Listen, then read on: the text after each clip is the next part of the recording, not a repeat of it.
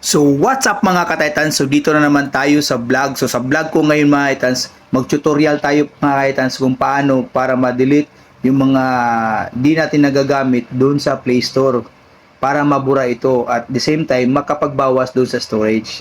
Pero unang-una mga Titans, bago natin umpisahan, kung bago lang kayo sa channel ko, please subscribe and ring that bell para ma-notify ka dito sa mga sunod kong mga video. So tutorial time! Ang unang gawin nyo mga ka-Titans is pumunta kayo sa application nyo. So sa application nyo mga Titans, hanapin nyo yung Play Store.